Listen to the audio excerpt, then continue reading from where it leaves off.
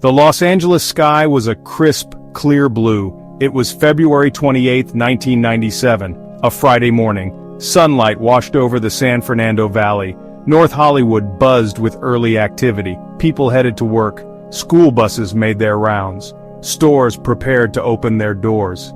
It felt like any other day. An ordinary day. The city was alive, unaware of the storm about to break.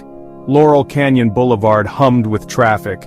Among them stood the Bank of America, a familiar landmark, dependable. Its employees arrived one by one. They sipped coffee, they chatted about weekend plans, they prepared their stations for the day's customers. The vault was secure. The doors were soon to open. Everything was normal, everything was calm, but shadows were moving. The city was unprepared for what was to come. Two men prepared for this day with cold precision. Larry Eugene Phillips Jr. was one. He was the planner, the older of the two. He had a history of crime. He saw banks as easy targets, full of cash. He craved the big score. Phillips was driven by a dark ambition. He had studied police tactics. He believed he could outsmart them, outfight them. His accomplice was Emil Decebal Matasareanu, younger, stronger. He shared Phillips's disdain for the law. He too dreamed of wealth. Together they formed a dangerous partnership.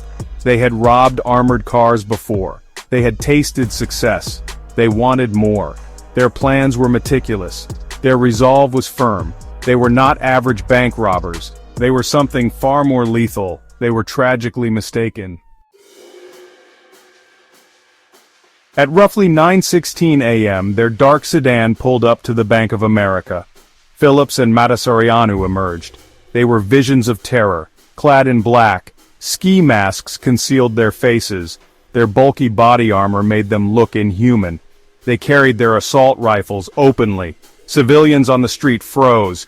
Disbelief warred with fear. This was not a movie. This was real. They stormed through the bank's entrance. Shouts erupted. "Everybody down! This is a robbery!" Panic swept through the lobby. Customers and employees dropped to the floor. The air filled with the metallic click of weapons. The robbers moved with brutal efficiency. Phillips fired a burst into the ceiling. Plaster rained down. The message was clear. Resistance was futile, or so they thought. Phillips herded bank staff towards the vault area. Matasareanu stood guard in the lobby. His rifle swept across the terrified hostages. They demanded access to the main vault. But this branch used a different system, multiple smaller safes, not the single large vault they expected. Frustration mounted. They had miscalculated. Outside, someone had seen them enter. The siege was about to begin. The first LAPD patrol car screeched to a halt near the bank. Officers Dean Schramm and William Krulak were inside. They expected a standard bank robbery call, perhaps suspects already gone, or contained within. They cautiously approached. Then they saw him. Larry Phillips Jr. He was exiting the bank's north entrance. He saw them too. There was no hesitation, no surrender, only gunfire. Phillips raised his AK-47. He opened fire. A torrent of high-velocity rounds slammed into the patrol car. The officers scrambled for cover. Their standard-issue 9mm pistols and .38 revolvers were useless against his rifle and his body armor. The bullets just bounced off him.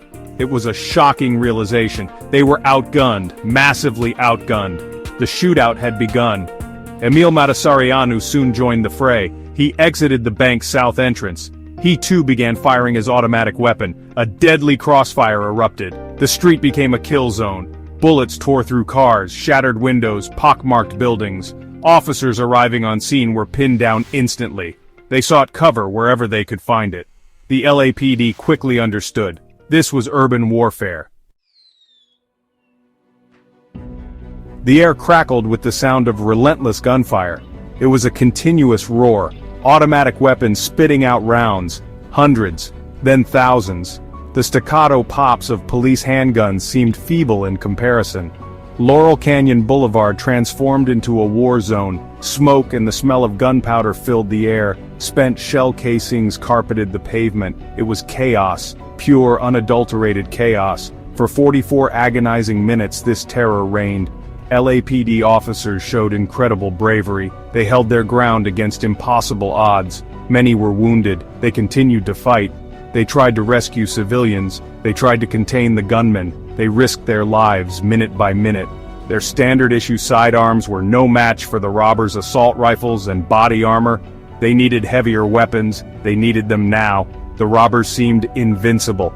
Bullets struck their body armor. Sparks flew, but they kept fighting.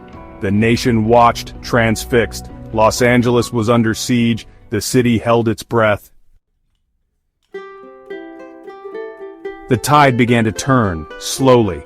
Phillips' AK-47 malfunctioned, a stovepipe jam. He struggled to clear it. In that moment of vulnerability, police bullets found their mark. One struck his left hand, nearly severing his thumb. He dropped the rifle. He drew a pistol. He continued to fight, but he was wounded. His invincibility was cracked. His situation grew more desperate. Phillips separated from Matasareanu. He moved east on Archwood Street. He sought cover behind a parked truck, firing his pistol at officers. He was bleeding. He was exposed. SWAT officers were now arriving. They had rifles. They had better tactics for this kind of engagement. Phillips was cornered. His rampage was nearing its end. He was heavily outgunned now. His options were dwindling fast. In his final moments, Phillips continued to fire. Officers returned fire. Larry Phillips Jr. was dead. Emil Matasareanu fought on for several more minutes. He was hit multiple times in the legs and body. His assault rifle eventually disabled or out of ammunition. He was severely wounded. Overwhelmed by SWAT officers, he finally surrendered. He collapsed to the ground. He bled profusely. Medical aid was summoned. But Matasareanu died at the scene, nearly an hour and a half after the robbery began. The shootout was finally over. The human cost was high. 11 police officers were injured, some severely. 7 civilians were also wounded. Miraculously, no officers or hostages inside the bank were killed. The psychological scars on the community were deep. North Hollywood residents were traumatized. The scene itself was one of utter devastation. Bullet-riddled cars, shattered storefronts, blood on the pavement. It was a battlefield. The investigation that followed was extensive.